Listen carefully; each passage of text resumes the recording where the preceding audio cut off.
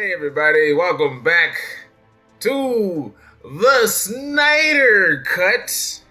I'm your boy BrogiNaric with my sort of co-host, Crispy Man. Say hello. Esteemed guest. Esteemed guest, sort of co-host, Crispy Man. Hello. Yes, we're back again to talk about, I guess, the final stop for now on the Snyder Cut journey. Justice League. Well, actually, no, this isn't the final stop. Yeah, because we still got the actual Snyder Cut. This is the final stop before the final stop. Yeah, you're right. Yeah, there we go. We're here to talk about Zack Snyder's, Joss Whedon's Justice League from 2017. Oh, man. Has it been that long? Yeah, it was 2017 when it came out. That's insane. It was back-to-back, that and BVS. Don't think it was a good idea, but hey, anyway. No. So, there's a lot going on with this one. This was the one that broke the camel's back, literally. Once this came out, it was like, damn, DC is done. They should reboot this. You know, like that was the argument. Like they should just reboot after this. This is terrible. They didn't, and they continued to limp along because, as we said, they're very hit and miss. It's kind of weird. Their quality control is all over the place. They did somewhat reboot, right? It was a bit of a soft reboot. Now, following Justice League, that all these movies, while they do technically exist in that Justice League universe, they don't seem to tie into one another anymore. Their reboot, their reboot. Sam would say that they do. Right. Their reboot idea is like, Wonder Woman. If you like the movie, we'll try to connect it. If you don't like the movie, don't worry about it. You know, that's basically exactly. It's the same thing they always did, which is like, we're just gonna make movies. If you like them, we'll probably do something with them. If you don't, don't worry about it. It's the same shit. So exactly. All right, so this Justice League movie.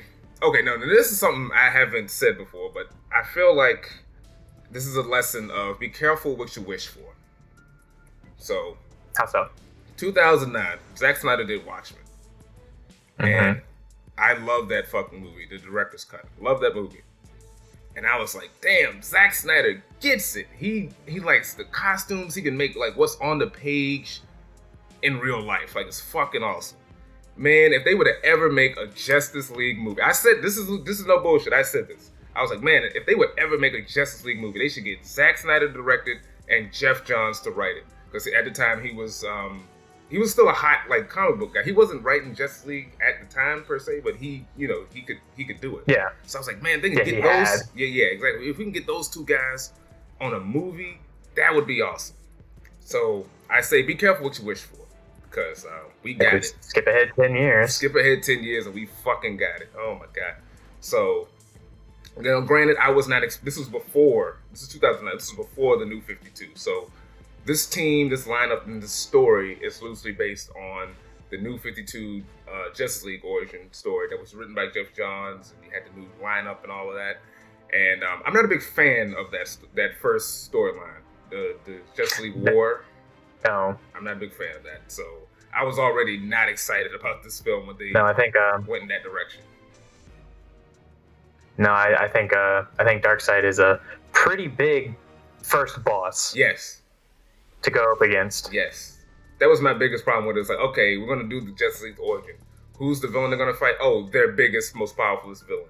So we're gonna start at a 12, and then it's just downhill from there. Like we gotta keep. It can only get worse. Yes, and it got better actually, surprisingly. But it only got really better once Darkseid came back. But anyway, so, yeah, I was kind of already not excited about this. And, of course, our feelings on BVS and the previous films, not excited about this, but it is the Justice League. I love the Justice League. They're my favorite superhero team. And so the idea of them being on screen for the first time is still like, ooh, I want to see that. You know, it's probably going to be bad, but... How could you make a bad Justice League movie? Well, I mean, they're the biggest characters in all of DC. Yeah, and Cyborg. Yeah. Yes. They tried. I mean, yeah. I mean, when you got the cartoon, that's like when people think Justice League, they think the cartoon because not everyone reads comics. So they're either thinking the cartoon or they're thinking Super Friends, and then maybe the comic for the majority of people. You know what I'm saying? Like the Justice League was the superhero team, followed by the X-Men. You know what I'm saying? Like those were the two biggest teams, and then of course now it's the Avengers because Marvel is a fucking unstoppable juggernaut. So yeah, it's a shame how this movie went down. So before we get into the review, I want to kind of go down sort of the production timeline of how we kind of got here. Just a quick rundown of things. Originally, this movie was going to be a two-parter. It's going to be Justice League Part 1, followed by Justice League Part 2 afterwards, which I think is why the Snyder cut is 4 hours. I think it's just most of those, because he was shooting it back-to-back for the most part, so I think it's just those two kind of put together. It immediately started after BVS, but there was a lot of backlash. But Warner Brothers and Zack Snyder, they kept on pushing. Suicide Squad happened. It sucked, but it made money. So Warner Brothers and Zack Snyder, they kept on pushing. Then Wonder Woman happened. The majority of people loved it, and I think that's when Warner Brothers started to get cold feet about the direction they were headed in, because people praised that movie so much. That was like the shine. That was the true beacon of hope. Even more so than Man of Steel. That was the one where a lot of people were like, yes, we fucking love that movie. Right. Couldn't capitalize on that with the sequel, but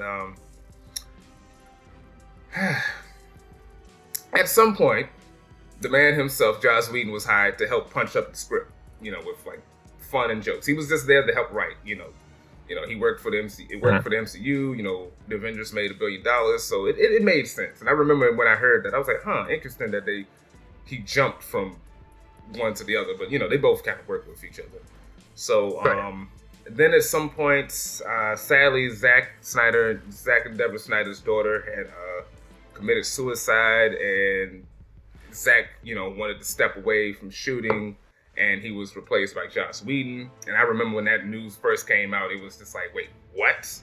Like, holy shit, like that was a big fucking deal. When it was like, okay, so we're switching from Snyder to Whedon to kind of fix it or to finish it. And so we thought. And it was it's been rumored, like the official story is, his daughter died. He wanted to take time away from the film to deal with that, and they replaced him with Snyder, replaced him with Whedon. But it is rumored that actually Zack wanted to continue, but the Warner Brother executives used this as an excuse to replace him from the film because they were getting to shuffle him out entirely. And if you think that's Warner Brothers wouldn't do that, remember, Warner Brothers had Ben Affleck tell us that he was still going to be a part of the Batman for the Matt Reeves movie. With Matt Reeves doing it, it's like I would be a fucking ape on the ground for Matt Reeves. Never mind being Batman. It's incredible. I think you'll see why I'm so excited to be Batman. Remember that. He said that at Comic-Con 2017. He was like, I'm still Batman. And then, of course, we know how that went. Two months later, he was like, I'm not Batman. I'm not Batman. But he's back for a little bit. So don't think they wouldn't do shit like that. So once that movie ever gets made. If it ever gets made, yes. So once Warner Brothers got Zack Snyder off the production, they told Joss Whedon to cut that shit down. So we get some new reshoots. We get a new score from Danny Elfman because they got rid of Junkie XL and Hans Zimmer. And the movie had to have a shortened runtime, so they had to be at least 2 hours, under 2 hours, so they can book more movie screenings. And the film, they couldn't reschedule the release. It had to be released before 2018. So certain Warner Brothers executives could get their bonuses before their new potential contracts. So Warner Brothers was about to get either merged with AT&T, and the executives at the time wanted to make sure they get the movie out so they could still get their bonuses potentially. That being Kevin Tsujihara and what's his name, Toby Emmerich. Now Toby Emmerich is still with Warner Brothers. Kevin Tsujihara got replaced by Walter Hamada. He had some whole sex scandal thing going on. This was like early in the Me Too movement stuff. Very interesting story. So, so basically, not to cut you off, but not to cut you off, but we will hear more about Walter Yamada. Oh yeah. Oh yeah. Yeah, we will hear more about him. Oh yeah. So basically, Warner Brothers fucked over the Justice League so they could save their own asses, and it bit them in the ass. So, way to go. Congratulations, you played yourself. Another big thing that plagued this film was Mustache Gate. Yeah. Just the hits keep on rolling. So, when it came to the reshoots, Henry Cavill had already wrapped shooting on Justice League, and he starts filming Mission Impossible 6, where his character has a mustache.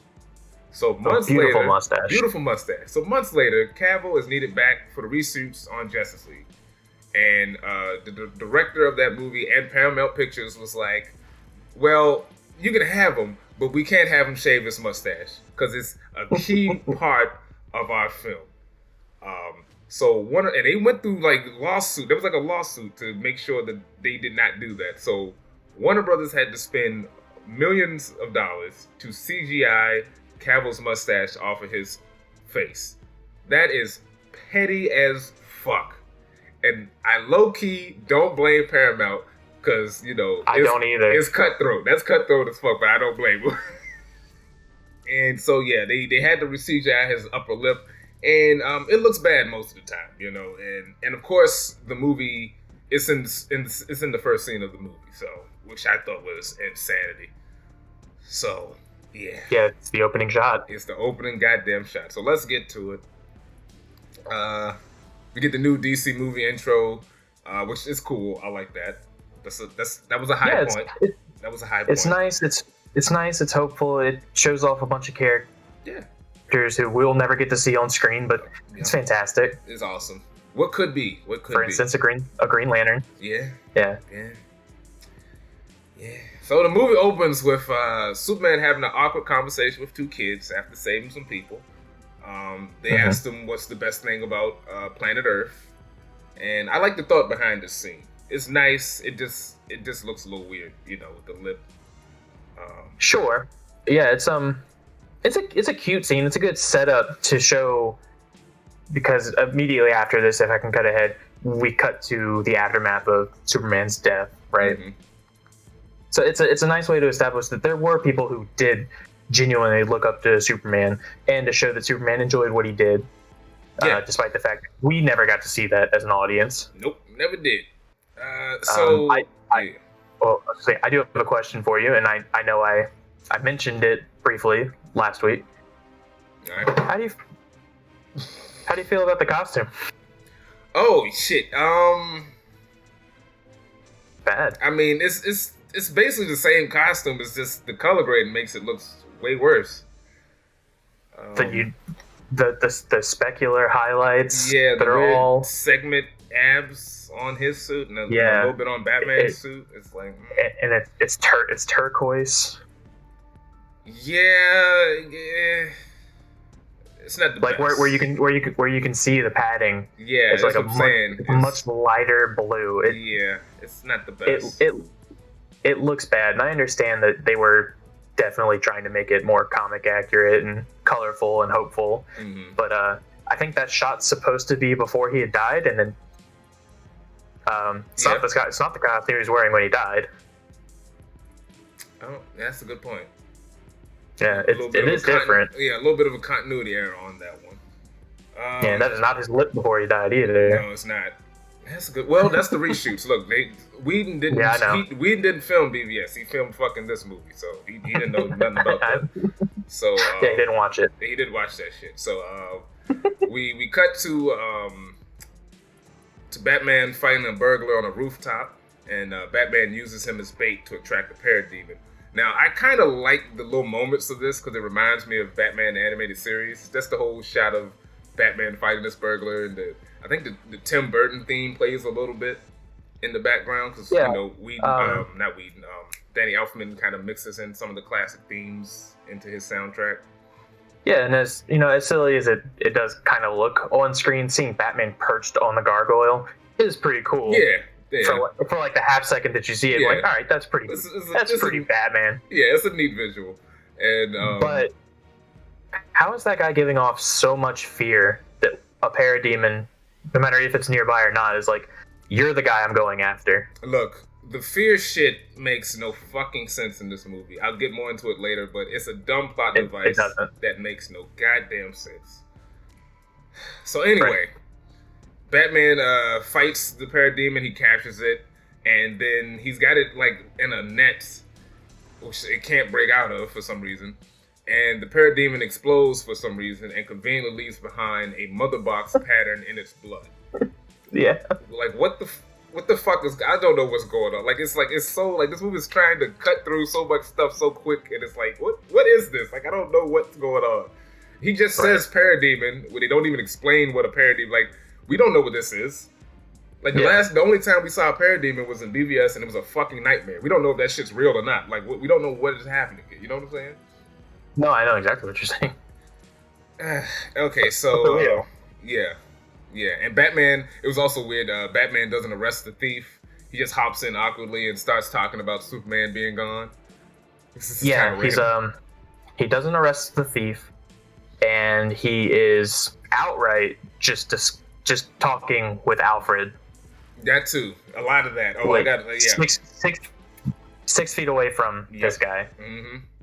So we get a bland opening sequence showing that the entire planet mourns and misses Superman. This is fucking fake news.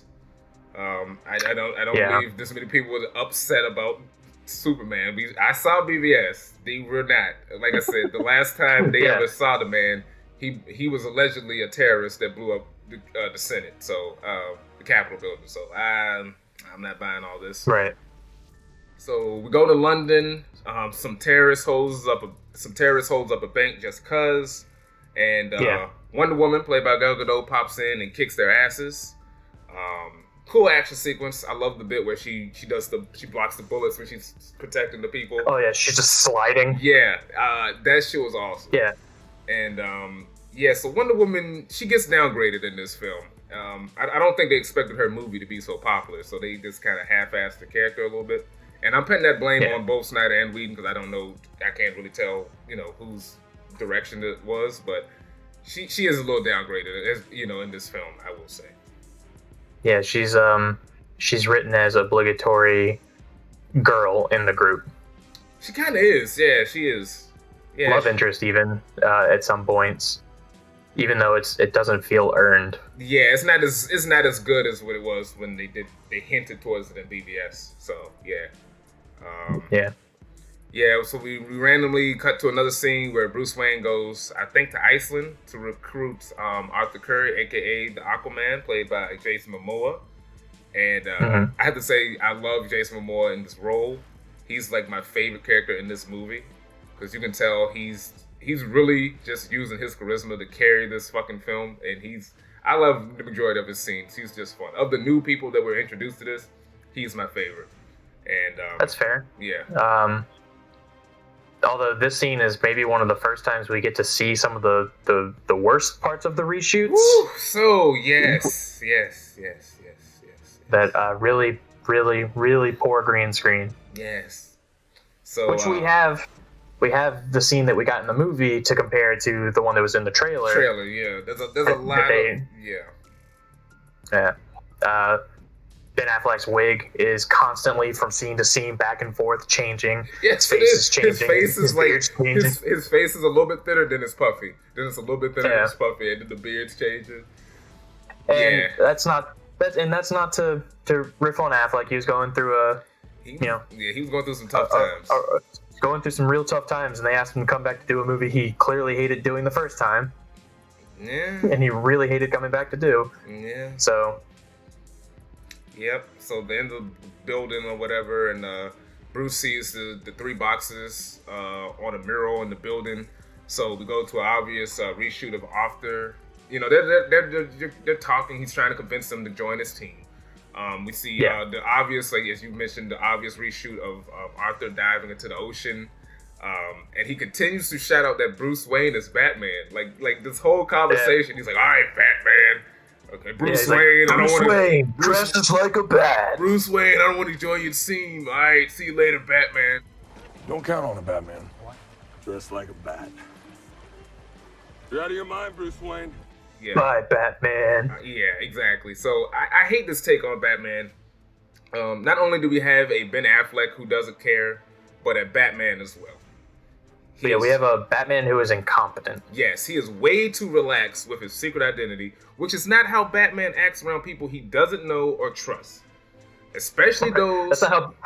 That's not how Batman acts around people he does know and trust. Exactly, especially those with superpowers. Like, Batman's the type who would use he would use these people's secret identities against them in order to get them to do what he wants, at the most. Like, he would be a dick about it. Batman is a manipulative douchebag. He should be intimidating them or tricking them to help him. In the beginning, at least. He shouldn't be begging them to join. Billionaires. Yeah, exactly. He shouldn't be begging these people to join his little club. And definitely not in broad daylight. I don't get why most of these scenes are him in broad daylight with his fucking costume hat on, talking to people like, I need your help. Like, that's, no.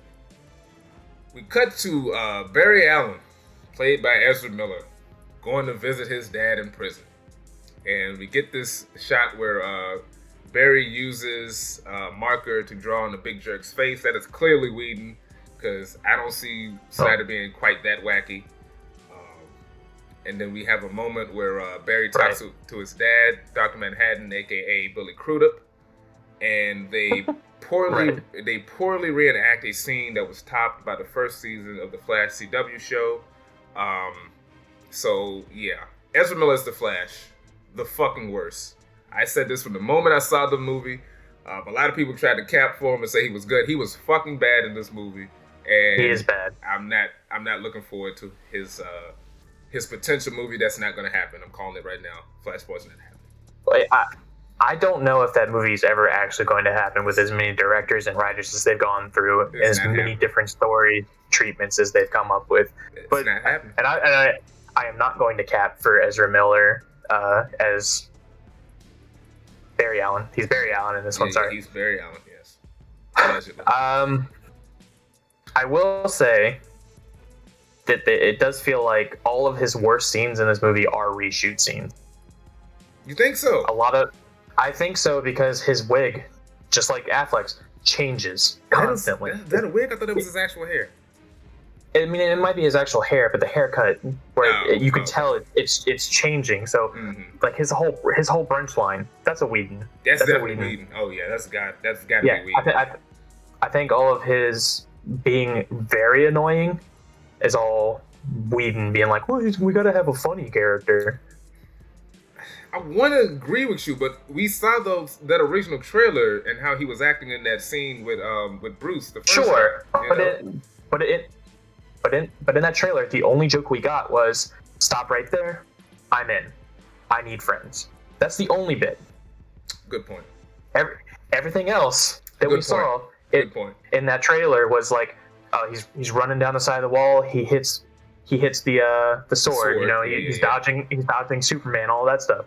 That stuff's all in this movie, but it's all followed up by a Whedon reshoot, I would imagine, where he trips and goes down, and then he trips when he's dodging Superman, or he smacks into the wall where he's dodging Superman. Yeah, that's definitely one of the things I'm interested with the Snyder Cut, is I want to see what was Zack Snyder's reasoning for casting Ezra Miller. Because I don't dislike Ezra Miller. I mean, as an actor. Yeah. I don't know. He's different. Yeah. I'm not the biggest fan of him as an actor either. Well, I haven't seen that much of his work either, but I want to see what Snyder saw in him to cast him as the Flash, because his casting is good, but I realize his direction for these characters tends to be better in other people's hands. Like, his casting of Godot was really good, but like the conflict between him and Patty Jenkins worked for the first movie. You know what I'm saying? His casting for Aquaman was good, but James Wan does a better handling of the character, in my opinion. Well, yeah. And we still don't know what the fuck his plans were with Cyborg, so, you know, hopefully we'll see more of that, you know, in his actual Snyder Cut. Yeah, so that's one of the things I'm most looking forward to with the Snyder Cut, is seeing the original intention for these characters, because again, the Snyder Cut's going to be 100%, you know, hindsight. Oh yeah, it's gonna be different from what he's got a lot of time to change certain things. He's adding a bunch of shit. Yeah, it's not gonna be the actual original, but it's gonna be something still different from this. Similar, I would imagine. Yeah. So we cut to Metropolis, where we meet Silas Stone, played by Miles Dyson, aka Joe Morton, and he's the father of Victor Stone, who works at Star Labs, and he works at the Crash Kryptonian site. And then it just kind of randomly cuts to his son Victor Stone, played by Ray Fisher, and his introduction is very lackluster. He's just standing in the room with a hoodie on, where she looks like, you know, Cyborg in the Teen Titans cartoon. They did his sort of origin, kinda, that episode, and it's very cost effective. You know, you just put him in a hoodie, you don't have to CGI his costume for most of the time. So I get it. And exactly. Yeah. So let's talk about Cyborg. So I'm not a fan. Well, let me say this. I love Cyborg. Cyborg is a dope character, but I'm not a fan. I'm not a fan of Cyborg as one of the founding members of the Justice League. I think that's a bit much. Yeah, I tend to agree. I love Cyborg. You know, we both grew up watching Teen Titans. I grew up reading the Teen Titans comics. Yeah, I read the Jeff Johns run. Loved it. I love. Yeah, exactly. I read the ones from like the 80s, you know, because my dad collected a bunch of them. So I love Cyborg. I think he's a great character. I don't really understand why he was folded into the Justice League. Well, the team, when they did the New 52, the team needed a black guy, and Jeff Johns didn't want to use Jon Stewart because he wanted to make Hal Jordan cool with Batman. So they was like, Cyborg. So there, he's on the team. You know, but it's like they didn't really do much with him in the book. You know, he was just kind of there. And I remember his New 52 design was really rough. The first one was, but it got better. Yeah, he has gotten better. Well, it was like that big, obviously, like, tank mode originally. He was huge. Yeah, like he was a Jim Lee giant. Design. Yeah. They made him like super bulky, and then it kind of streamlined as it went on. But right. Yeah, so like Cyborg, like when people think Cyborg, they're thinking of the cartoon version. Really, like let's be honest, sure. They're thinking of the cartoon version.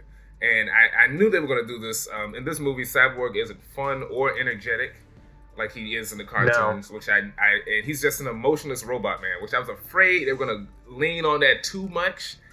And we kind of get a little towards the end, just a little towards the end of him sounding like an actual person. But well, you and I discussed this. I want to say when we did Man of Steel, or maybe it was last time we were discussing Ray Fisher. I feel like a lot of the scenes that are in this movie, in particular, of Cyborg, are reshoot scenes.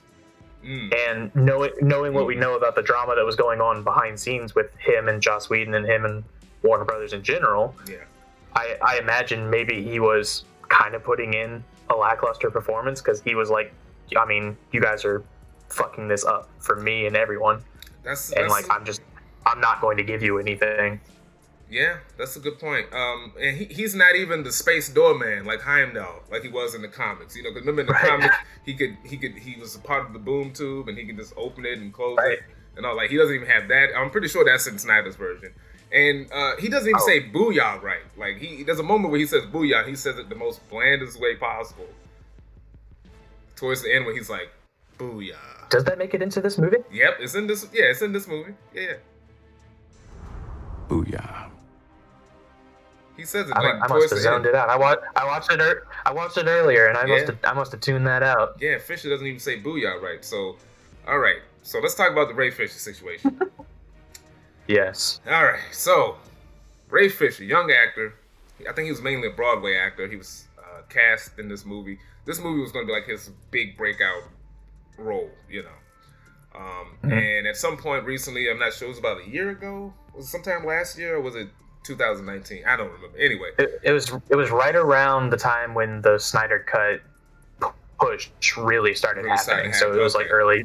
It was like mid 2019, I guess, when it really started kicking off, and Fisher and Affleck and Godot and Momoa were all like, release the Snyder cut. Yeah. They were. That's right. It really started with that. Yeah, because right. Fisher was like the one basically who started the push from all the actors. That's true. So Ray Fisher claims that Joss Whedon's on-set treatment was gross, abusive, unprofessional, and completely unacceptable. And he also accuses Jeff Johns and producer John Berg for enabling this. and got a lot of heat and backlash for that. This is also at a time where a lot of people were calling out, the Me Too stuff and all other crazy shit that's going on in Hollywood. So he put his 2 cents in. And now you have to remember, Jason Momoa was one of the few that backed him up on this. I don't know if necessarily Gal Gadot backed him up, but she did also have issues with Joss Whedon on set. She did allude to that. And the thing was, when it first came out, I wasn't like super like into it because like I was waiting to hear what exactly happened, and I think a lot of people were, and I think that's what some people kind of turned on him because he didn't expressly say what happened. Now, granted, he does make a claim. He didn't say exactly what happened, but he did recently drop a tweet. We had a voice recording where he was talking to the investigators that was hired to look into the situation, and they pretty much said that you've been telling us the truth. We've investigated certain things. Like, so he did drop some evidence to kind of corroborate to a degree his story. And recently, Ray Fisher started talking shit about Walter Hamada, and then as of now, he and Joss Whedon were fired from Warner Brothers. They said they're not recasting Cyborg. They allegedly pulled him from the Flashpoint movie, which wasn't necessarily concerned if the Cyborg character was going to be in the Flashpoint movie or not. But it's been I hadn't heard that. I knew about Whedon. I didn't know about Fisher. Oh yeah. They fired both of them. Most people focused on the fact that Fisher was fired, but Whedon was let go too. I hadn't heard that they let Fisher go. Yeah, they let both of them go. I'm not surprised when you're dealing with a giant studio. I'm not. We discussed that before. That as much as I tend to believe him in this situation because it's a giant, multi-billion-dollar corporation. Things like this happen a lot. With those kind of companies. Yeah. I tend to believe him. Unfortunately, these things happen a lot, and it's never, you should speak out against it, but it's never a good thing for your career. Yeah, it's going to be rough. And my thing is, because he was such a hardcore backer of Zack Snyder, Zack Snyder needs to hire Ray Fisher for his next upcoming projects. That's how I feel like, because like you said, Fisher was the first one before, like when the Snyder Cut stuff, even before they were bringing it back, he was like the first one to be like, every time he was tweeting about, release the Snyder Cut, release this, release that. So, he wore the Release the Snyder Cut shirt to Comic-Con one year. Yeah, one of those. So, it's either that or I love Zack Snyder. One of those. But he was both. Yeah, he was behind him. So hopefully Snyder will hire the guy for because he's got these new movies coming up, I think, with Netflix. So hopefully, Snyder will, back him up on that, because he went so hard for him. But crazy situation. And I've seen him in a few other things. He's not a terrible actor. He's got a good look, so hopefully he can bounce back. He's not a terrible actor. This movie, however, would make you think that he is. Yeah, it will. Yeah. I was like, damn, brother, this ain't it. But then I saw him in some other shit. I was like, okay, he's pretty good. So, So back to the film. We cut to Paradise Island, where we see Queen Hippolyta and the Amazons on guard surrounding a mother box. It's been activated or whatever. A boom tube. Well, we don't know it's a boom tube. Some fucking thing pops in. It's like a portal, and out comes a blue beam to the sky. Sort of a blue beamish from the sky type of thing. They don't explain that it's a boom tube, but if you know DC Comics or watch a DC cartoon in the past 10 years, you probably know what a boom tube is. Right. And out comes the PlayStation 3 video game boss known as Steppenwolf. That's a hell of a compliment you just gave him. Is it a compliment? You think he's PS3 level graphics? All right, man. I'd give him PS3 graphics. I mean, PS3 had God of War, man. Those are good graphics for PS3. You think he fits in with those? I could. He's like low tier, but I could give him PS3. You squint, it's PS3. You know what I'm saying? Yeah. If you're yeah, he's played by, or he's at least voiced by Syrian Hines, who I think was on Game of Thrones. I never watched Game of Thrones, so I didn't know who the fuck this guy was. Right. So Steppenwolf, he looks awful and will continue to look awful in the upcoming Snyder Cut. So, yeah. Goddamn shame. Slightly better, I guess.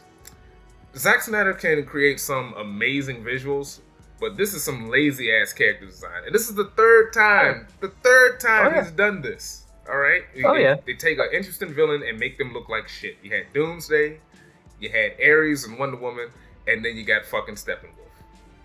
Yeah, but was Ares even Snyder? I hear that is Snyder. To get off topic, I hear that was a bit of a rewrite / reshoot.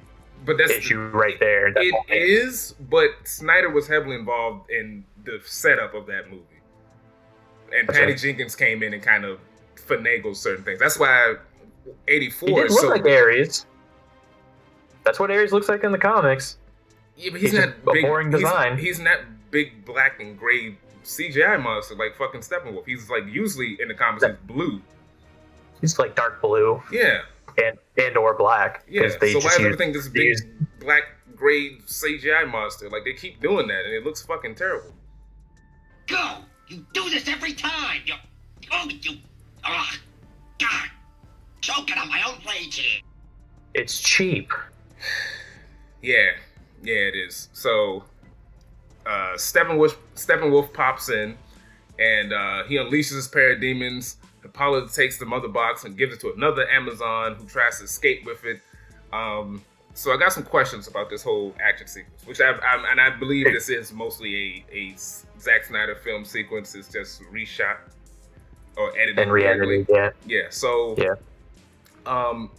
Hippolyta gives the mother box, this big ass box to this random Amazon. Where is she going? She's going away, but the Amazons don't leave the mascara. So where is she trying to go?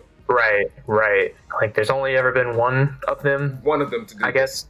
So at least in the last millennia. Two, I guess two, because of Wonder Woman 84. But anyway, she got left behind. But anyway, so that's the first question. Second question. Why didn't Steppenwolf just use the boom tube to teleport it out of there? He could have easily just dropped it on and then pulled it out of there. Like, because then we wouldn't get to see Steppenwolf. Oh, good point. Did we need to see him though? Like honestly, did we need to see? Okay. Did you see how cool that design was? He was so cool with his noodle arms and his big frog hands and his weird goat beard, but it's also on his chin. Yeah, it's weird beard, but it's a skin thing. I don't know. That was weird. They're like beard horns. Yeah. So why do the Amazons think dropping a big stone door would stop Steppenwolf when he can fucking teleport? I don't know. My biggest peeve about that, I'm not even gonna call it a pet peeve. This is just a peeve. Mm-hmm. My biggest peeve with that scene is, if this thing is so dangerous to get in the wrong hands, why is it just in a rock building? That was my next question. Centuries to prepare for Steppenwolf's return, and this is the best they can do. They literally leave it in a stone room. They know this man can teleport. They were all there the first time he attacked. They know what he can do. So why leave it in a room with just a fucking stone room where you can just walk in and teleport into? Like, I don't fucking get it. It makes no sense. No, they have technology. Like, I don't like this idea of the Amazons. Like, well, they're ancient, so they don't have. No, the Amazons have technology. They made the invisible jet in some versions. They have magic. They know fucking Hephaestus. He didn't build anything for them. They don't have magic yet. Wonder Woman 84 hasn't come out yet. What? No magic. The Amazons are magic. No, don't give me that bullshit. The Amazons are magic. They know the gods. Oh wait, that's right. The gods died. I forgot about that. Damn. But in all that time, the gods didn't, give them something beforehand? Makes no fucking sense. Makes no fucking sense. I agree. And there was also, do you remember there was a little bit of controversy over the Amazon's sexier body armor in this version? A lot of people was like, you remember that? I do remember that because it is a bit of a continuity error between what they established in Wonder Woman to this. True. And they're clearly filming. They're filming him at roughly the same time. Right. It's funny because at first I was like, "What are they talking about?" But then when I saw it and I went back, I'm like, "Oh yeah, it is a little different." Like you can tell one is like yeah, it's like we're wearing armor and there's women in armor. I'm like, okay. Then you see this one, it's like, oh wait, no, this is literally just chicks, just tall chicks in metal bikinis. Like, okay. Wonder Woman, they're wearing like still relatively revealing armor, but it seemingly is still more useful than a Princess Leia slave outfit right. That they're wearing in this movie. Yeah, it is. It is crazy. It's pretty fucking funny. I was like, oh wow, this is a little different. Can't blame that one on Whedon because that was during Snyder's run. That's why he didn't change it. Yeah, exactly. He had no issues with that shit. Okay, so so he's like, this scene's perfect. This shit's great. So it's like, fuck, I wish I was on set when we filmed this. Anyway, so let's talk about the whole Steppenwolf thing. So originally the villain was going to be Darkseid in both of these, which is, as we already said, it's not a good idea. And luckily cooler heads prevailed and they were going to save him, I think, for the second part originally. And for some reason they was like, all right, let's just use Steppenwolf because everybody knows Steppenwolf, right? You're a DC fan, you know Steppenwolf, right? Don't you? I do. Yes. Don't you love Steppenwolf, DC fan? Right. Yeah. No, I don't. We don't. So, and it was just a random take. Now, in hindsight, I feel like the main villain of this movie should have been Calabac. That's Darkseid's son, right? That's Darkseid's son. He is slightly more recognizable than Steppenwolf. Because at least Calabac has been in various... It has had more appearances in the various Justice League cartoons. He was on Batman Brave and the Bold, Superman. Like, he's kind of known. You know, he's definitely more known and recognizable than fucking Steppenwolf. And even Granny Goodness. Even Granny Goodness, exactly. And you know, you could have had Calabac fighting for his dad's honor and his approval, and it just would have been a better look, better visual. But just in hindsight, I would have went with Calabac as opposed to Steppenwolf. Sure. So we cut back to Lois Lane and Martha Kent, Amy Adams and Diane Lane, and we have this scene. We have this scene that shouldn't exist, but it is the funniest intentional joke. This is like the funniest intentional joke in the movie, where where Martha Kent kind of misquotes something that Clark told her, where she says he thought of Lois as the thirstiest young woman that Clark had ever met. That shit is hilarious because Lois Lane is thirsty as hell. That was just a funny line. I thought that was funny. That's got to be Whedon because that was actually funny. Yes, he did. He said that you were the thirstiest young woman he ever met. Hungriest. Cut back to Cyborg. He's randomly testing his powers, and somehow, well, not randomly. He's testing his powers, and he randomly hacks into the Bat computer somehow, and he contacts Diana later on. We get a sequence where Diana meets up with Bruce at the Bat hangar. They keep saying it's the Bat cave, but it's not. It's a hangar, but whatever. Yeah. That's one of the by the way, reshoot things. It is huge in this movie. Yeah. Well, it's a different building. It's not the Bat cave. It's a hangar. It's a completely separate building. But they say it's the Bat cave. Yeah, it is. Because there are scenes where they're clearly in what is supposed to be the same set. Yes. From the first movie. Yes. And then that's supposed to be like attached to this gigantic hangar. Right. That has all this natural light coming in. That's what I'm saying. Nowhere. That's what I'm saying. It's two different buildings, but in this version they trick you to think that it's one. But it's two different buildings. You'll see in Snyder's version. So it's two different green screens. Yeah. Yeah, exactly. That too. Yeah. So we get this scene where Diana tells Bruce and the audience who the hell Steppenwolf is. And we get this epic flashback to a ancient battle between Earth and Apocalypse. We got the humans, we got the Amazons, we got the gods, Lanterns, and Green Lanterns team up to fight against Steppenwolf and his army. We also get a quick shot. We also see that Wonder Woman's dad, Zeus, ain't no bitch before he's eventually killed by Ares later on. See, I'm telling you, I'm on to something, goddammit.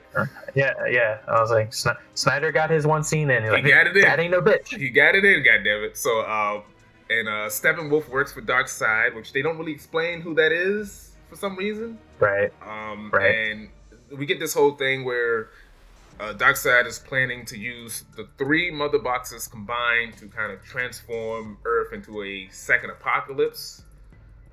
So it's Man of Steel 2. Yes. Essentially the same plot, yes, but more epic, I guess.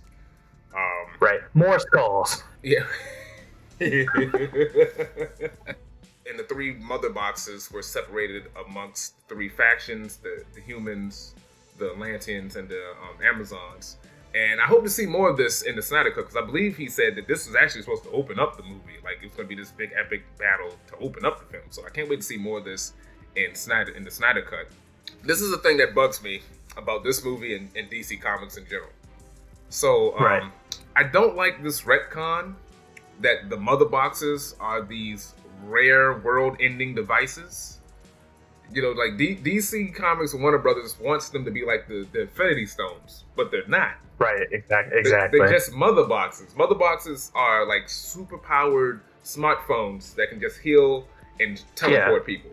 They're not these... They're computers. Yeah, they're these, like, every new god has one. They're not these big, rare, fucking cube things. If you get 3, you can destroy a planet. Like, that's not what they are. But for some reason, in the New 52 and in the various other times in comics, they always kind of retcon exactly what a mother box is.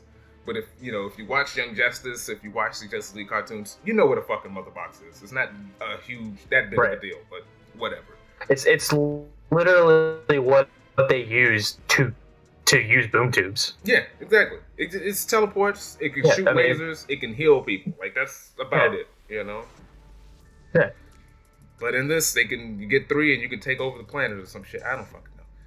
And you can use boom tubes with that one. Apparently, yeah, they don't even explain what a boom tube is. He just starts doing it. And I'm like, can y'all at least explain what it is? It looks like shit. Like, you couldn't even make it look like it does in the comics, kind of. Like, whatever. Goddamn shame. The New God stuff is based on Jack Kirby's... It's his brainchild, you know? Like, Jack Kirby is, like, the king of comics. He's a great artist. It kind of annoys... Huh? It's his baby. Yeah, it's his baby. And it kind of annoys me. Like, when Zack Snyder, he does Frank Miller, and he does Alan Moore Watchmen. He goes out of his way to pet the page on the screen. But then when it comes to the New World stuff, he does a half-ass sort of H.R. Geiger design for all the apocalypse shit. Like, it kind of annoys me. I'm a little disappointed in that. There's not a lot of respect for the creator. The creator. Yeah, it kind of annoys of these giant properties. Right, and it also annoys me more once I saw Thor Ragnarok and Taika Waititi goes out of his way to do a lot of Kirby inspired stuff and it looks awesome. It's kind of like, come on, it's fucking shame. So we get another scene where Bruce Wayne goes to recruit Barry Allen. And he's, as you mentioned, he's fucking annoying and he rambles on about brunch. Quirky. He's quirky, I guess. He seems a little like he might be like a little autistic or on the spectrum or something. Interesting choice, I guess. I don't know if it's intended to be that way as much as it is just to be that he's quirky. Yeah, and he can't focus. You know, he's mind's a mile a minute. I guess maybe that's supposed to be the thought process, is that because he's super fast, he can't focus on anything for longer than a couple seconds. Yeah. And maybe that's it? Yeah. And this version of Barry Allen acts more like an annoying Bart Allen or his great-grandson Impulse. You know, like, the fact that this is supposed to be Barry seems kind of off to me, but he seems more like Impulse to a degree, but whatever. That's fair. Yeah, he's again a mile a minute attention deficit and kind of annoying. Exactly. Yeah.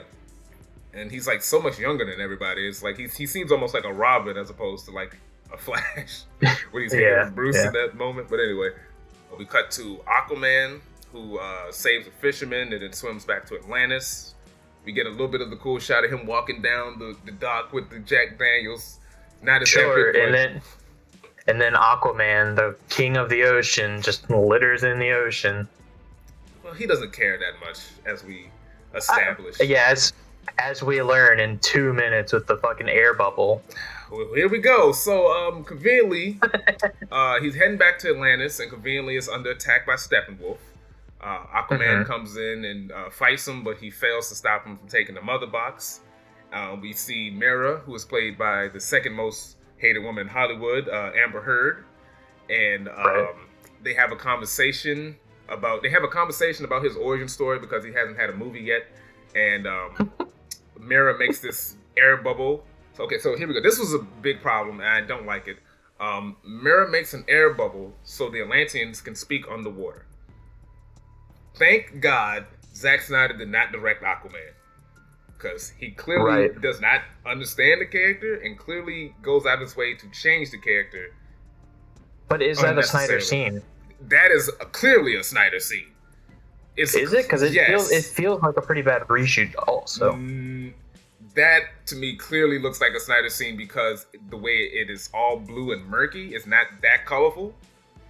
Right. It hasn't been color graded. It hasn't been color graded that much to look different. I feel like that is straight up a Snyder film, a Snyder cut aspect. And another thing that confirms it is a scene later on where he's talking to Batman, and Batman it's like, hey, could you send out a message to the fish? You can talk to fish, right? And Aquaman's like, no, I don't talk to the fish. The fucking water talks.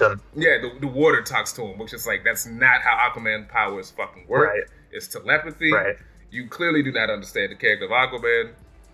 Once again, I am glad Zack Snyder did not direct Aquaman. That's kind of a line from Jeff Johns.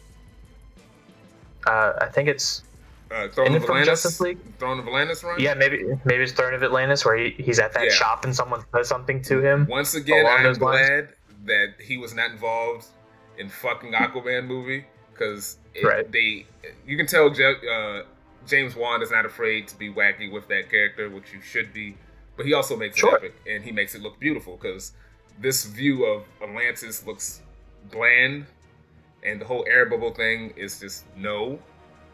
Yeah, I was like, this view of Atlantis is literally just ruins. Similar to Themyscira when we were there earlier. It's just old and ruined, just like ruins, everyone else besides humans just lives in these old, dirty-ass ruins. And they don't upkeep. They don't upkeep. There's no security. Like, the security for the Amazons was just a rock door. And the security for the Atlanteans was just a few guys with guns. Nothing. It was just a few guys with guns. And I'm like, if this is supposed to be the most prized possession, you're supposed to be protecting this, and this is the best you can do. Like, you didn't upgrade. Like, the war happened in the year 1, and they haven't upgraded their security since. You know what I'm saying? It's like, what the fuck? Yeah. So now we get a introduction to this random Russian family, and the wreck town is taken over by Steppenwolf. I forgot about them. I'm not gonna lie. I forgot that this was the thing. I didn't forget about them. I forgot how much of the movie focuses on them. I forgot that this was the thing. I started crying. I was dying laughing when that popped up. I was like, oh fuck, I forgot about the Russian family. It's so stupid. I don't even know. Is that Snyder or is that a Whedon? It feels like a Whedon. Guessing that feels like Whedon. Because it's so fucking wacky. It feels like Whedon. The overacting of the dad and the parents is like, that's gotta be Whedon. Oh man. So yeah. So we then cut back to Gotham where we see Commissioner Gordon, who's played by J.K. Simmons. Fucking amazing casting. Fantastic. Yeah. Wish he could have been wasted. Wish he could have been in the movie more. Yeah. He plans to meet with Batman, but the rest of the team shows up with him. This movie needs more J.K. Simmons. Like, fuck Steppenwolf. I just want him talking with the heroes because that shit is awesome. Yeah, this might be one of the few scenes. One, it's got Elfman's Batman score. Yeah, which is nice. This is nice. But this might be one of the few scenes in the movie that, upon rewatching, I still found funny with the Flash, and I know most people find it annoying. Oh, the scene where everyone disappears and he's still standing there? Yeah. I'll give him that how one. do they do that? Yeah, I'll give him that one. What? Yeah. Like, that's rude. I'll give him that scene. That's probably one of the few jokes he has that I was like, all right, I'll give you that one. It's funny. Yeah. That was genuinely funny. That was a little neat. So, we find out that Gordon tells Batman that the parademons have been kidnapping people who work at Star Labs in order to find the last mother box. Steppenwolf can smell the mother box on them, but he can't find it. I don't know. It was kind of weird. There's a lot of weird stuff about smelling. Yeah, like smelling and fear and all of this fear. They can smell the mother box, but you would think you would think the new gods who create the mother boxes would literally have a device that can track down mother boxes, right? You would think that. You would think that. But no, they just smell them out.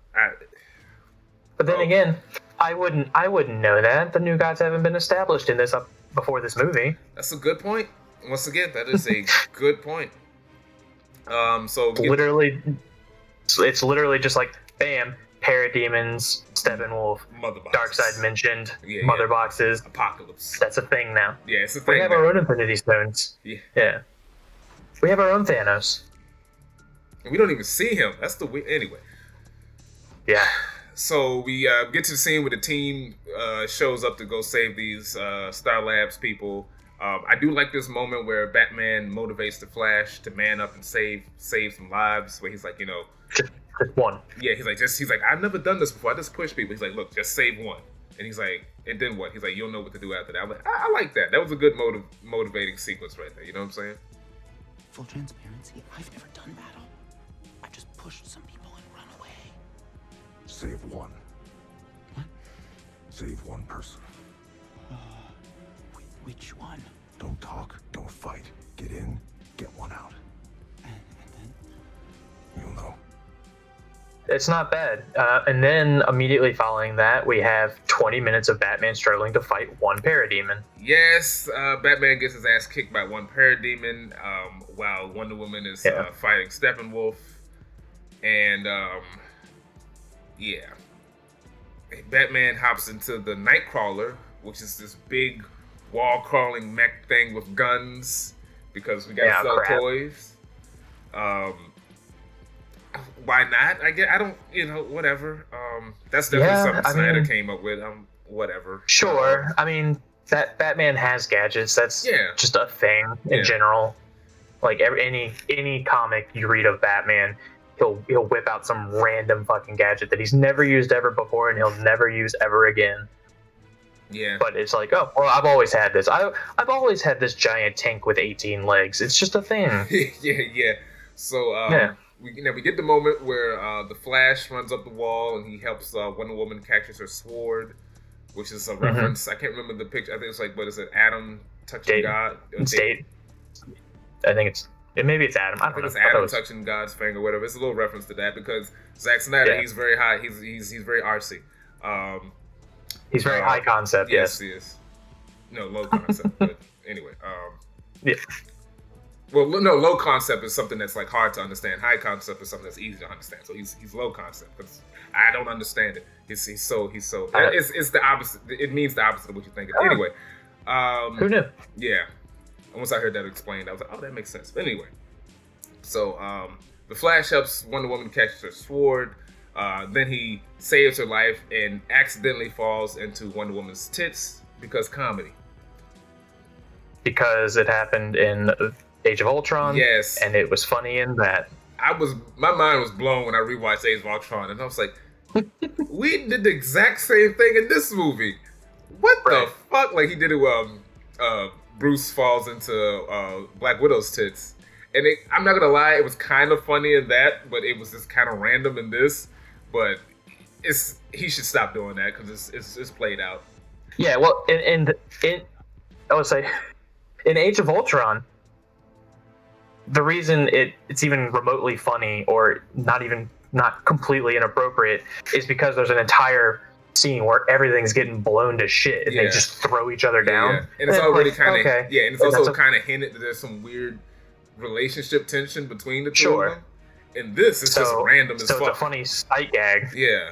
Yeah, in this, he literally pushes her down. Yeah, and then it's and then he just quickly runs up, and then Wonder Woman's looking, which apparently Gal Gadot did not want to film that sequence, and Whedon like somehow took some footage from something else and used a stunt double to make it happen. So, weird.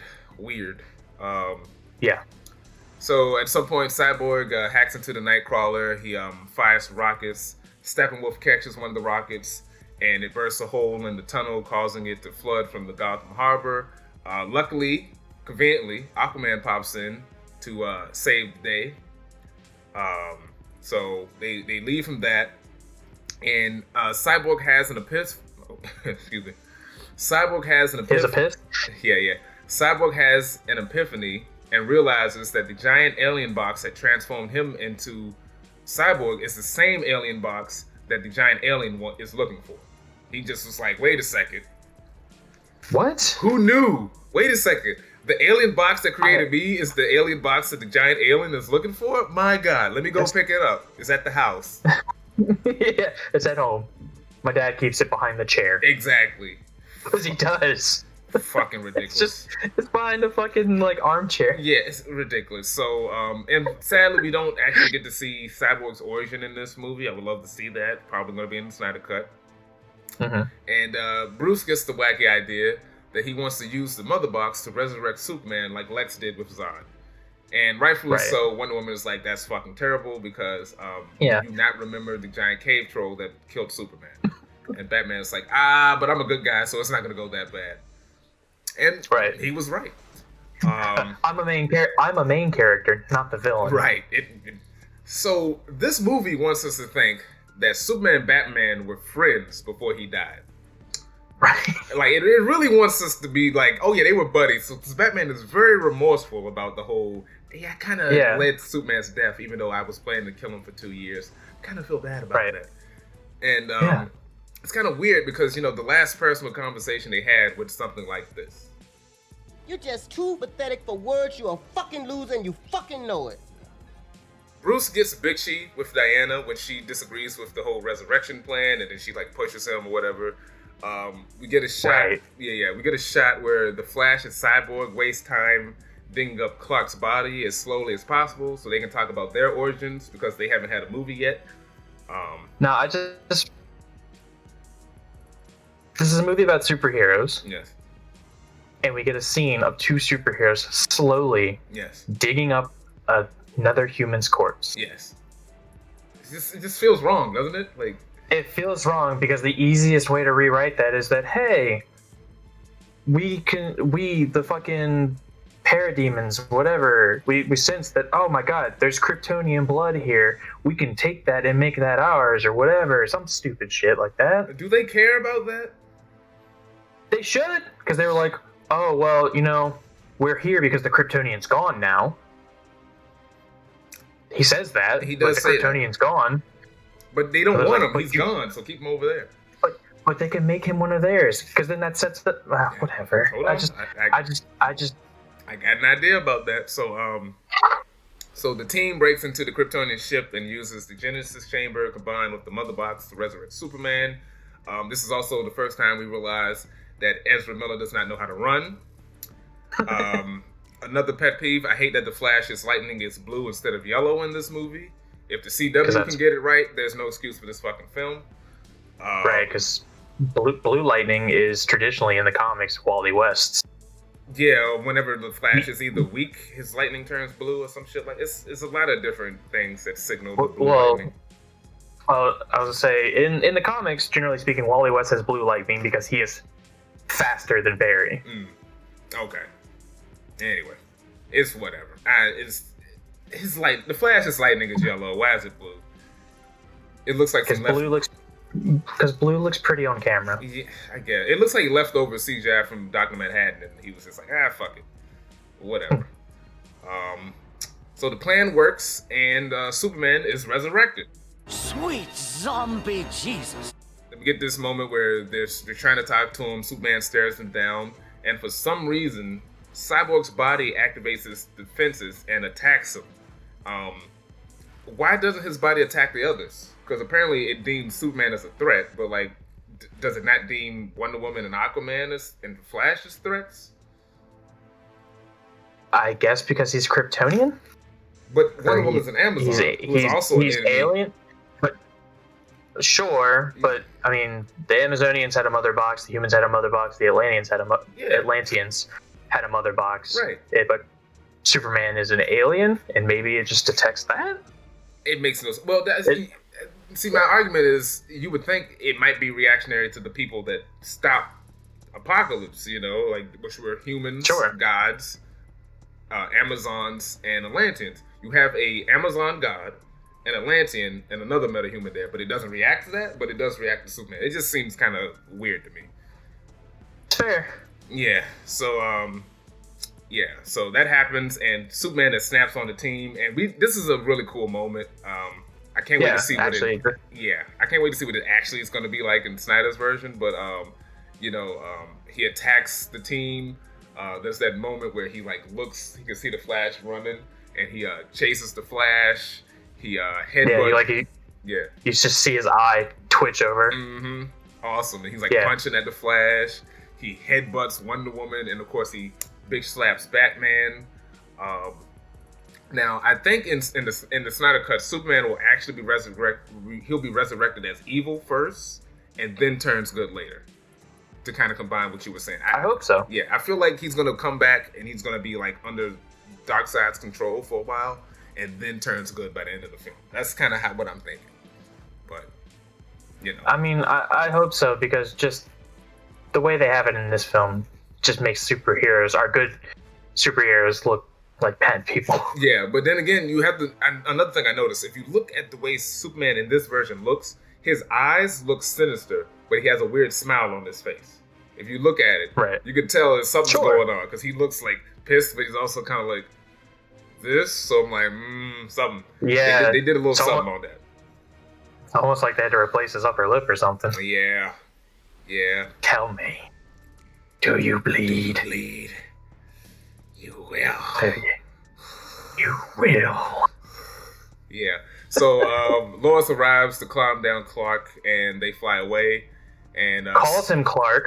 Yeah, calls him Clark in front of police officers who are there as well. Everybody knows he's fucking Superman at this point, and if they don't know, they definitely know by the end of this fucking movie. But anyway. Yeah, I guess they should. Yeah. Batman gives the stupidest line ever. Oh, I'm definitely bleeding now. Yeah, he's like, something's bleeding. Something's bleeding. Yeah, whatever. Yeah, he's like, something's bleeding. He tries to sit up and goes, oh, yeah, definitely bleeding. Yeah. I remember laughing at that when I first saw it. This time I didn't. I was like, eh. But, I laughed at it the first time because I was like, that's ridiculous. But on rewatch, it's like, this is just it's like, sad. My boy. Yeah. What have they done to my boy? You massacred my boy. Steppenwolf steals the mother box while they were distracted. So we cut to the team argues with each other for a little bit after a moment of self-doubt. Not as interesting as when the Avengers did it, but it's definitely kind of that sequence. And then, of course, we have the thing where Aquaman explains his powers. We have Lois and Clark. Yeah, we have Lois and Clark hanging out on the Kent farm, where we see the terrible CGI smile. This is the moment where you can really start to see, like, ooh, them recuts. Sure, it looks bad, but I will say the one good thing about this scene is that it still looks better when he's smiling than any other, like, because he's not talking. He's literally just because it's still like it looks off, but it doesn't look. Do you bleed? Yeah, that's true. But it's not that. It's not a completely motionless top lip. Right. Yeah. So, Superman gradually just recovers. He just was pissed off, but I guess he's starting to calm down now. They don't really explain that. Right.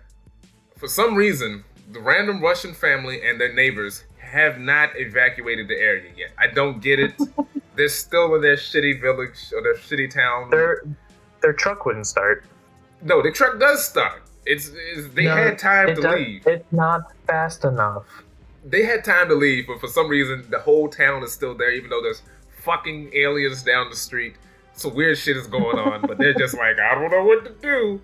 Yeah, it makes no sense. And it's still a big CJ. Like the sky is red instead of a dark blue, which you could see in the original Justice League trailer. It was more of a darker blue, but in this is red. Now, granted, the red is more comic book accurate. Usually, when Apocalypse is involved, the sky turns red.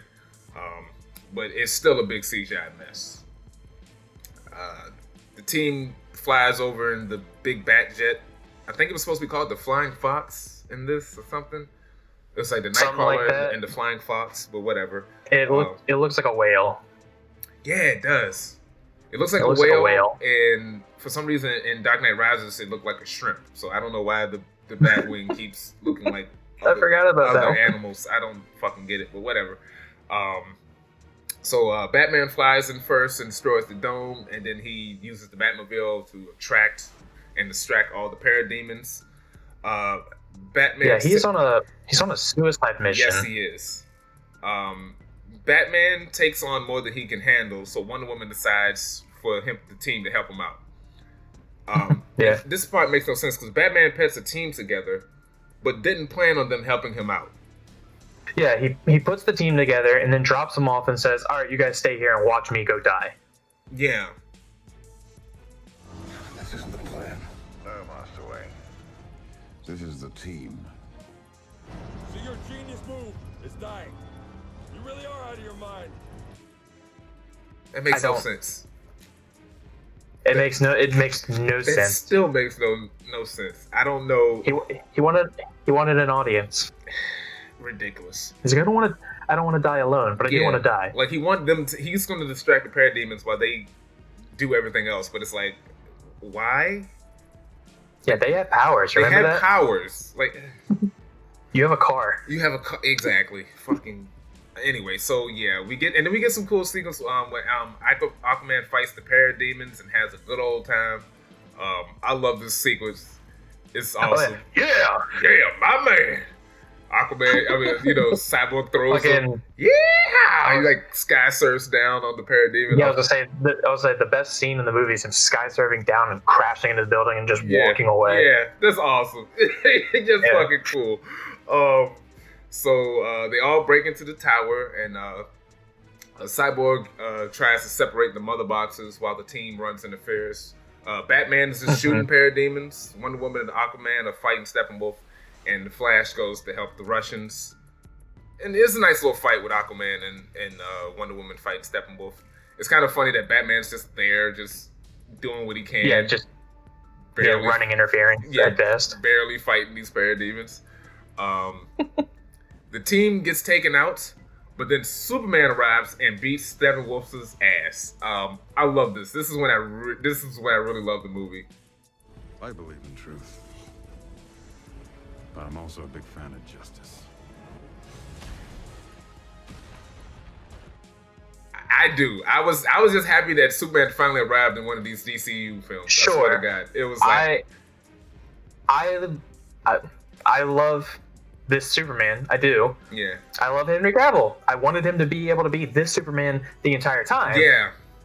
Getting this Superman right now at the last 12 minutes of this movie feels unearned for the character and these films. It is, but I'll take it. We didn't earn this movie didn't earn this Superman. We didn't earn this Superman. We didn't, but goddamn it, I'll take it. I mean, I'm glad we got him, but yeah. I wish they'd done it better. Yeah, he actually looks interested in helping. He doesn't care. He doesn't cause any unnecessary property damage, and he's smiling. Yeah, and he actively goes to help citizens.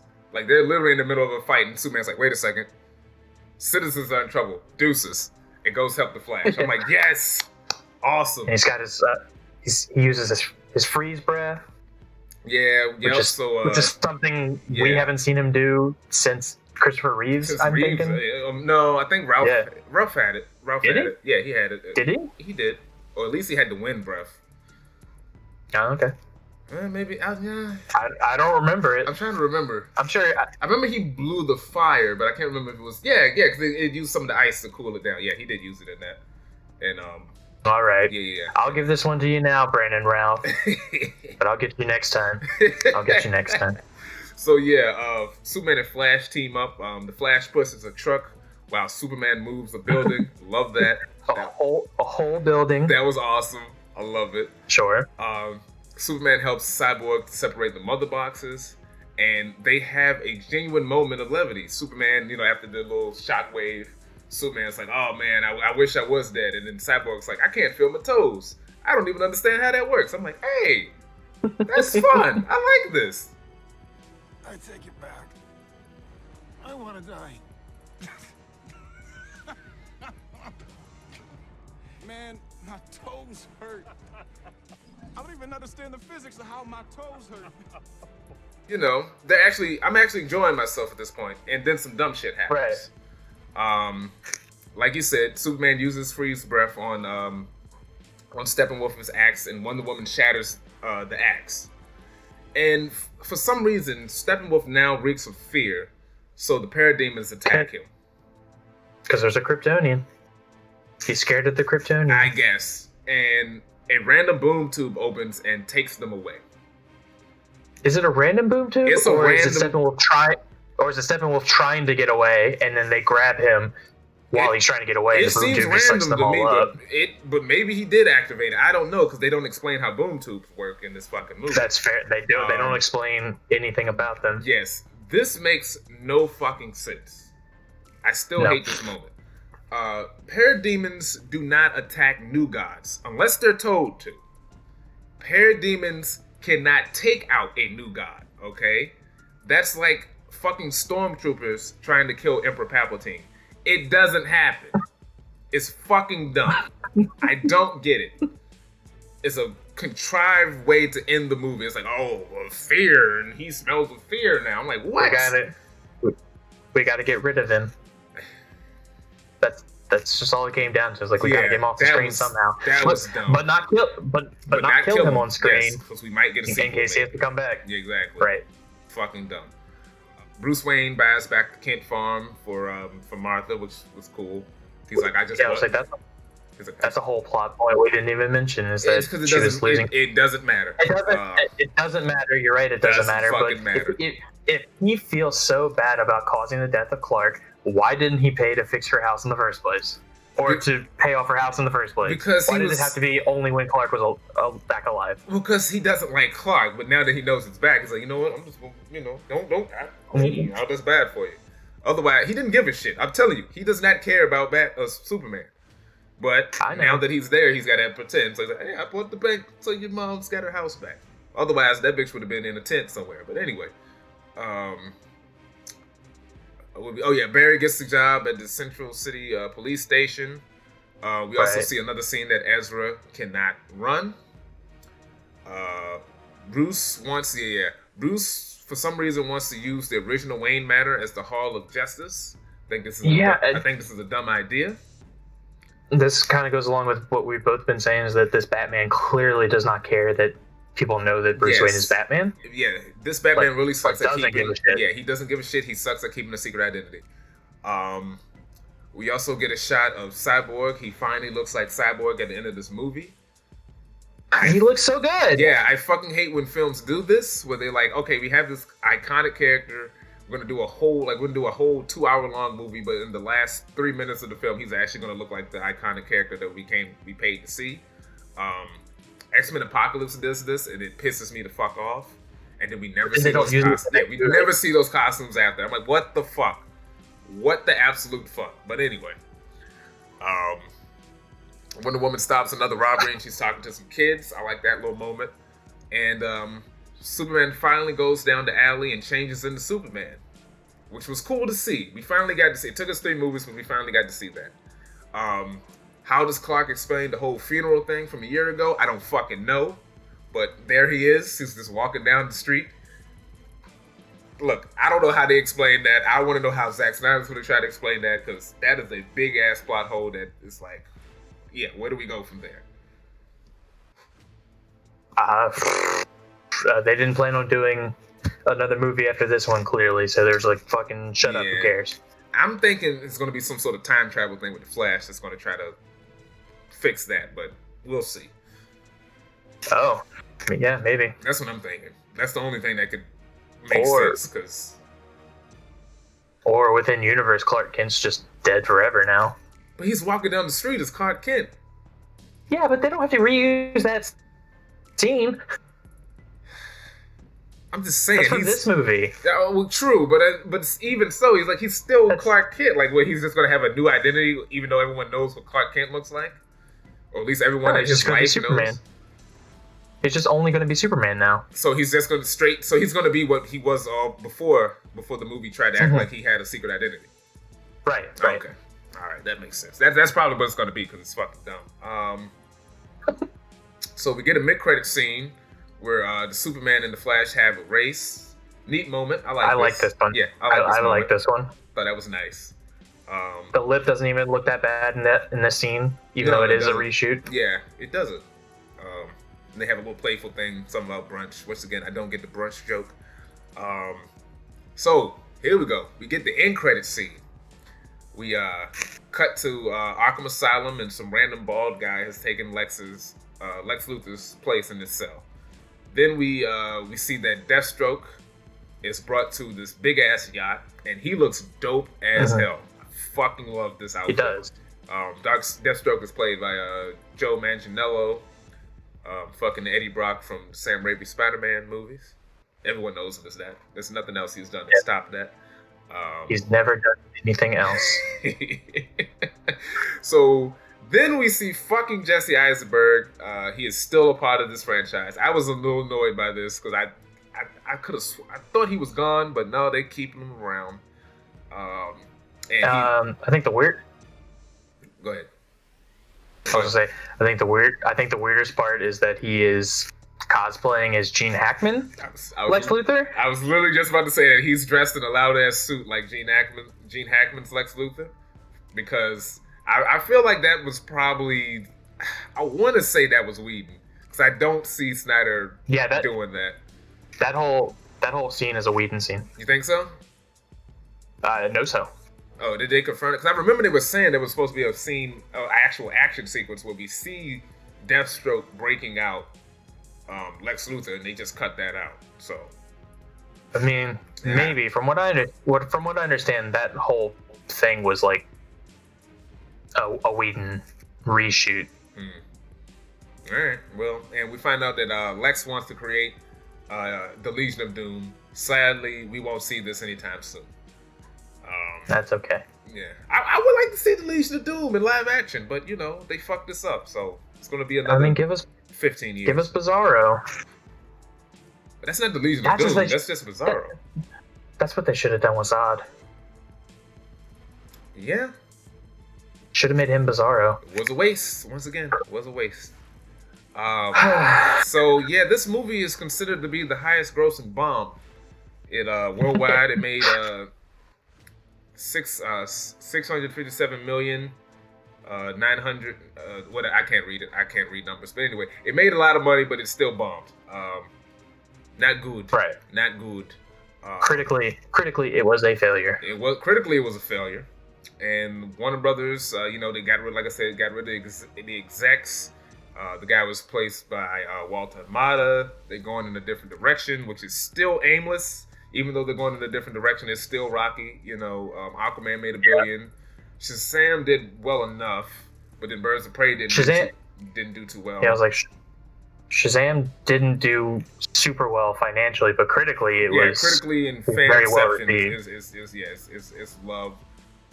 Like I said, Birds of Prey didn't do that well, and that's kind of a mix.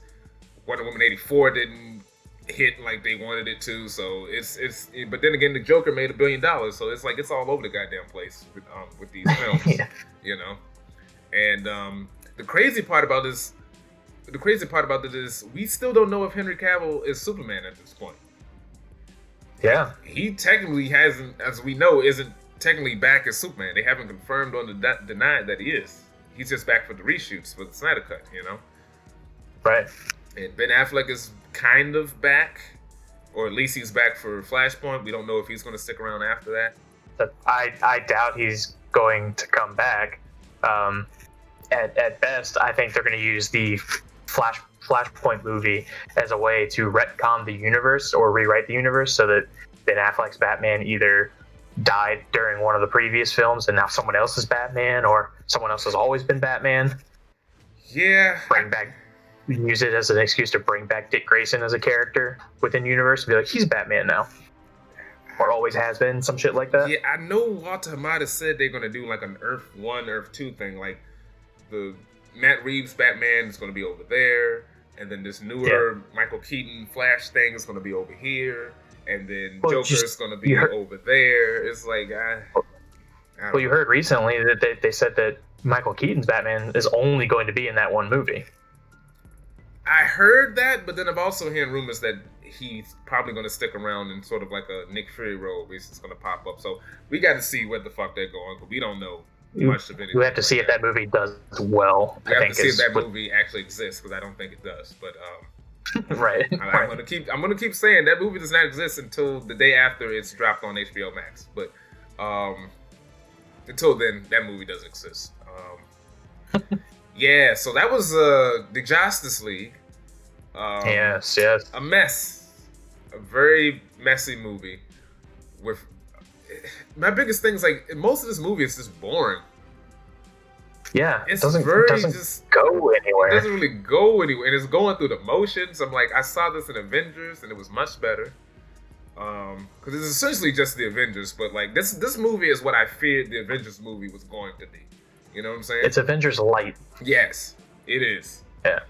And Avengers also has the benefit of the previous movies building up the backstory for these characters, as opposed to this one where you have 3 new characters and it's trying to cram their backstories in it at once, which didn't work.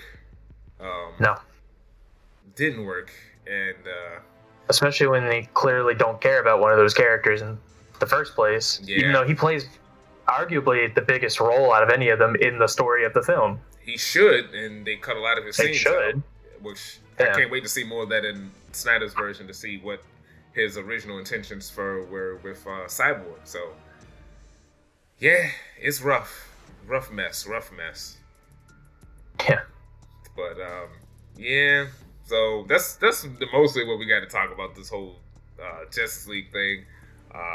Can't wait to see the Snyder Cut. Still don't know when that's dropping, but we will be back to talk about it. All 4 hours. Oh, for sure. All 4 hours of that masterpiece. Can't wait for it. Oh, yeah, baby. Yeah.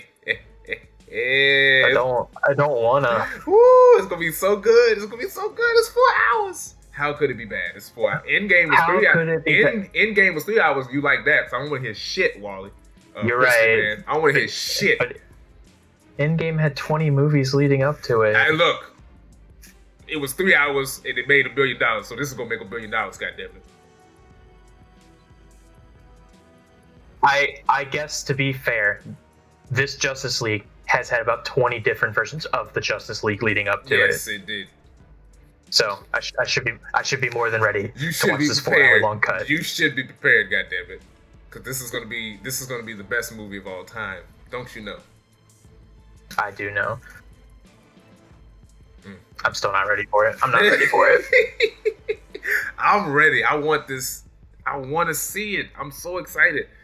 I just want to see the differences. I want to see Snyder getting a version of his vision out there, because they're throwing everything into this. You know, fucking Joker's in it, fucking Lex is in it, Deathstroke is in it, Ryan Reynolds' Green Lantern might be in it, Martian Manhunter might be in it. Fucking. I guess that's fair. I guess that is one of the biggest draws to it, is that regardless of whether or not it is better than the Justice League that we did get, which the one that we did get is so blah that it can't. I genuinely don't know if it could be worse. Yeah, it could be just as bad, maybe, but not worse by any means. I will say that I am looking forward to seeing the Snyder Cut, because it will at least be the culmination of his vision from Man of Steel to this, even if it is changed with hindsight, knowing what people did and didn't like from Man of Steel. Yeah, I agree. He's definitely got hindsight on his side. Superman. Yeah, which should be to our benefit. Yes, hopefully. God, I hope so. But we'll see. You can't. We will see. Can't teach the old dog new tricks sometimes, but yeah, that's all we got to say. Yeah, that's all we got to say about this film. Let the people know where they can find you, Quispy. It's Quispyman, CWISPY_MANN. You can find me just about anywhere with YouTube, Facebook, Instagram, and Twitter. All right, and I'm boy BrogiNaric. You can find me on YouTube, Twitch, Twitter, Instagram, at BrogiNaric. Thanks for watching, and stay tuned for more videos. And also stay tuned for when that Snyder Cut drops. Thanks for watching. Yeah, I'll probably be in a couple more videos. Oh, yeah. Peace. Peace.